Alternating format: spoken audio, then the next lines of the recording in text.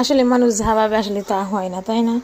তাহলে এভরিওয়ান আসসালামু আলাইকুম, সবাই কেমন আছেন? আশা করছি আপনারা সবাই অনেক বেশি ভালো আছেন। আমরাও আলহামদুলিল্লাহ ভালো আছি। ভাবনা ব্লগ থেকে আরেকটা নতুন ব্লগ ভিডিও আপনাদের সাথে শেয়ার করবো। আশা করছি আপনারা পুরো ভিডিওটা দেখে ঘটনাটা কমেন্ট করবেন, যাদের ভালো লাগবে তারা দেখবেন, যাদের না ভালো লাগবে দয়া করে স্কিপ করে চলে যাবেন, বাজে মন্তব্য করবেন না। তো যেটা বললাম যে মানুষ যা আসলে ভাবে তা হয় না, আমি কিন্তু এই ভয়েসটা দেওয়ার আগে আরেকটা ভয়েস দিয়েছিলাম, দেওয়ার পরে মানে এখন মানে করবো, এক্সপ্লোডিং করবো এই মুহূর্তে। এই ডিলেটে সাপ্লাই ডিলেট হয়ে গেল, এটা কোনো কথা? আসলে যাদের জীবনে কষ্ট মানে শুরু থেকে শেষ পর্যন্ত এই কষ্টই হয়, কি আর করার। এই যে আমি আমার চাচাতপুরের বিয়েতে বাড়িতে গেছিলাম, তো আমি আমার একটা স্বপ্ন পূরণ করছি, আমি ধানের জমি রাখছি একটু।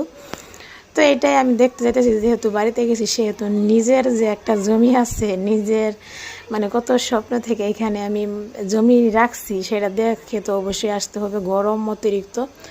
তারপরে বিকালবেলা একটু খেলাধুলা করে আমার বোনরে বললাম চল জমি দেখে আসি, ধান দেখে আসি, ধান লাগানো হয়েছে। পরে যে আস্তে আস্তে যাইতেছিলাম, আমার ছেলে আর আমি, আর পিছনে সিরাত ছিল, আয়াত্রে ওর মামুর কাছে রেখে গেছিলাম। এই যে আমার মানে গ্রামটা এত সুন্দর, যখন মানে এই যে এখন সবুজ, আর কিছুদিন পরে সোনালি হবে, সরিষার দিনে পুরা হলুদ। তো ইনশাল্লাহ এবার সরিষার দিনের ভিডিও করে আপনাদের সাথে আমি শেয়ার করব।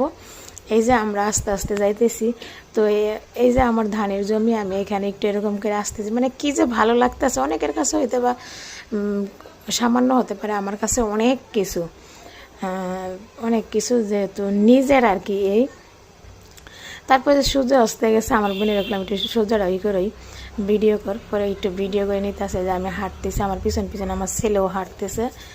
অতিরিক্ত গরমের কারণে মানে পুরোটা দেখাতে পাই না। আর ওই যে ওইখানে আমার এলাকার একজনের বাড়ির ভিটা কাটছে, এখানে বাড়ি করবে, ভাবলাম ওইখানে যাবো, কিন্তু গরমের কারণে আর যাওয়া হইলো না, যাইনি।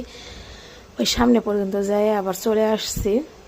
তো আমি অনেক আশা নিয়ে এই ফেসবুক প্ল্যাটফর্মে আইছি। আমার কলেজার ভাইয়া ও আপুরা সবাই আমার ভালোবাসা দিয়ে পাশে থাকবেন, আমি যাতে আমার লক্ষ্যে পৌঁছাইতে পারি। আমি 3জন ছোটো ছোটো বাচ্চা নিয়ে অনেক কষ্ট করে কাজ করি। আমি আমার জীবনটা আসলে কষ্টের, কি আর বলবো। আপনারা আমার ভালোবাসা দিয়ে আল্লাহ আমার রহমত করবো, আমার আল্লাহ যাতে আমি আমার লক্ষ্যে পৌঁছাইতে পারি। আমার এই আর কি, আপনাদের কাছে আমার এটাই চাওয়া। তারপরে এই যে ওই যে বাড়িওয়ালার ওই যে ওইখানে বিটার মালিক, উনি ওইখানে খেরের পাল্লা দিয়েছে, খের নিয়ে আসতেছে, আমরা খের বলে আমাদের গ্রামের বাসায়। তারপরে এই যে একটু ওদিক দিয়ে যাইতেছিলাম, কিন্তু যাইতে পারলাম না, কারণ পানি আর কাদা আর গরম অতিরিক্ত জন্য যাইনি। আর এর আগেও আমি একটা ভয়েস দিলাম সুন্দর করে, প্রথম যেটা ভালো না হয় সেটা দ্বিতীয়বার হয় না। তো আজ যেহেতু লং ভিডিও দিব, সেহেতু যেমন হয়েছে এমন তো দিতে হবে, কিচ্ছু করার নাই। তো আজ